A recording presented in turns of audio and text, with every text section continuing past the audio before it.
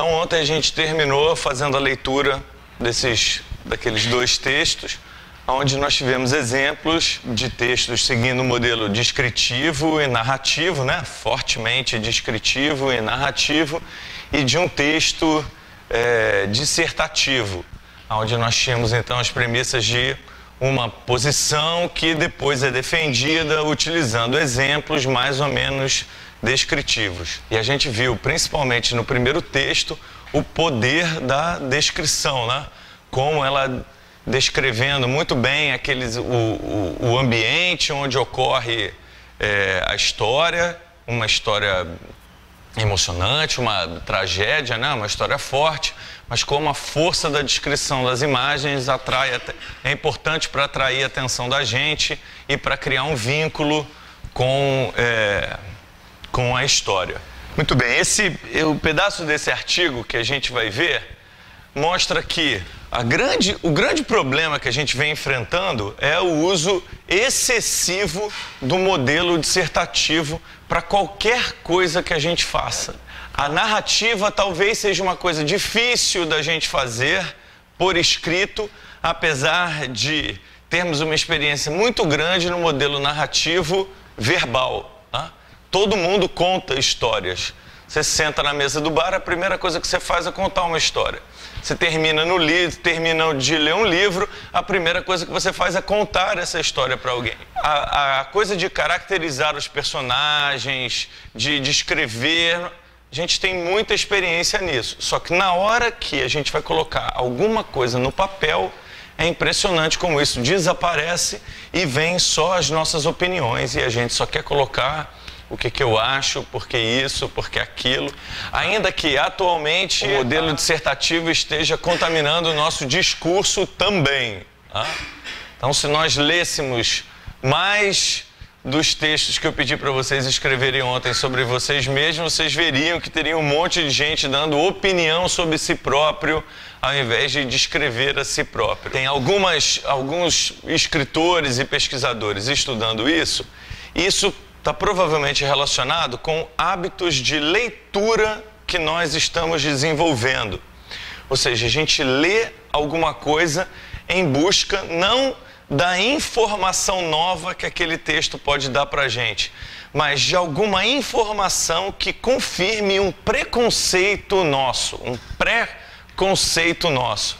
Na verdade, você estuda para tentar confirmar alguma coisa que você já sabe, e não para tentar aprender uma coisa nova.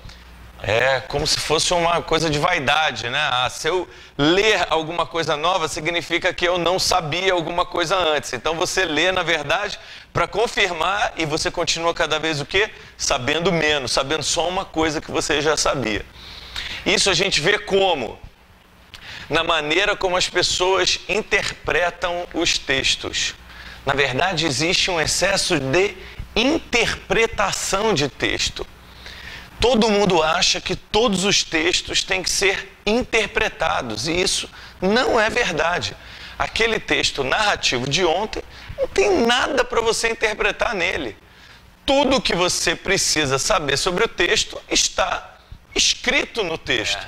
No mundo de excesso de informação, a gente tem que se preocupar menos com o conteúdo? Não, a gente não tem que se preocupar menos com o conteúdo. Ao contrário, a gente tem que se preocupar mais com o conteúdo. Só que esse conteúdo deve ser super selecionado, justamente porque a gente vive num mundo saturado de informação. Então, veja, primeira tarefa do autor é o quê? É selecionar a informação para o leitor. Se você for um autor preguiçoso, e a gente vai falar muito sobre preguiça aqui, falar, não, eu vou dar tudo que eu sei para o leitor. Deixa ele selecionar aquilo que ele gosta, que ele não gosta, aquilo que ele está interessado, aquilo que ele não está interessado. É a melhor forma que você tem de fazer o cara fechar o livro e ir para a praia. Muito bem, então se um dos principais desafios para o aumento da qualidade dos conteúdos é a seleção da informação, um dos principais problemas é a nossa competência leitora. Estamos lendo mal. Não como os notórios analfabetos funcionais.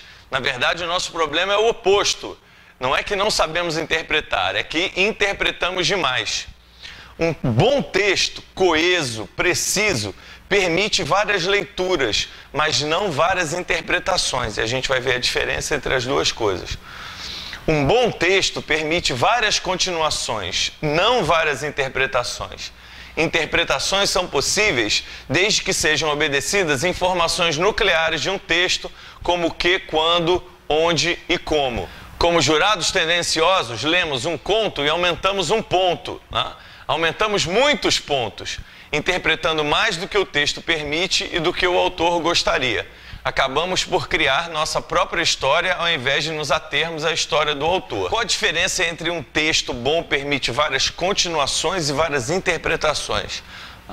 Se a gente pega, por exemplo, o texto de ontem, que tinha várias palavras em Iorubá, alguns de vocês podem falar, eu já fui na África. Ao ler aquilo, falar, puxa, eu já fui na África, ou minha mãe tem uma religião espírita, ou... Isso não é interpretação. Isso é cada leitor, com a sua experiência prévia àquele texto, dando uma abrindo o leque de opções daquele texto. De acordo com o seu conteúdo anterior, você pode saber se aquilo que ela está dizendo está certo ou se não está certo. Aquilo pode te trazer uma emoção diferente do que uma pessoa que não teve uma experiência similar. E nada disso é interpretação.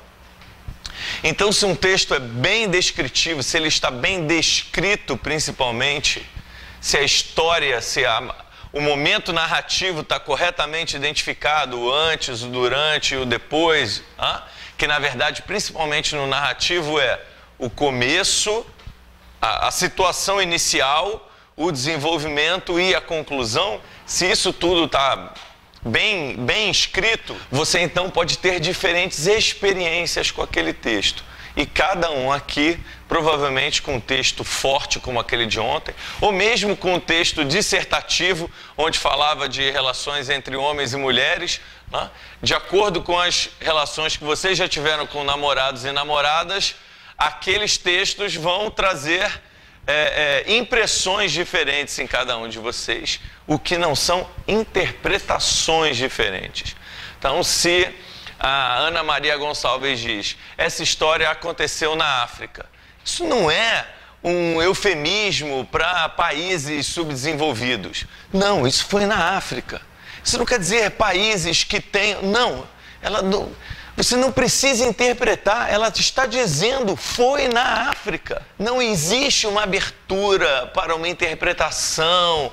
Você não é mais inteligente se você interpretar o que ela quis dizer quando ela disse essa história aconteceu em 1810. Não tem espaço para interpretação 1810. Então veja, esse é um exemplo bonitinho dessa...